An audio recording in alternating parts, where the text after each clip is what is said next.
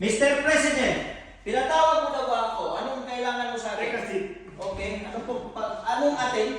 pinatawag kita dahil hinahanap namin ang papel ng building. Papilis? Walang papilis. Wala sa akin. Wala akong alam dyan. Paano nangyari yun? Walang papilis. Wala. At wala akong tiwala sa'yo. Ano ba? Yung hinahanap naming renta ng kita ng building, nasaan? Ay, sa nakaraang 2 taon, walang kinita itong building na to. Walang nagbinta. Paano naman nangyari yun? Araw-araw may nagre-renta dito. Nasaan? Ay, wala. Hindi nagbabayad. Tumalbog ka kayo ng chiki.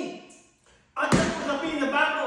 Nasaan ang financial statement? Financial statement, pinost ko dyan sa bulletin board. Pinakita ko sa mga Wala! Aming nakita dyan. Anong wala? Nandyan. Wala! Kayong nawala. Kung sino nagnakaw, wala akong alam. Kayong nandito. Sino nagnakaw? Wala akong alam. Imposible yan! Ay, tapos na itong usapan na to. Siyo na lang sa korte, ha? Ako pa rin ang presidente. Ay, Huwag namin si...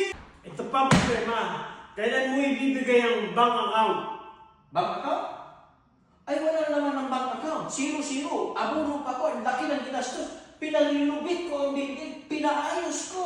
Pinalitan ko yung roof. Kasi bakit nagsama? Wala. Zero balance.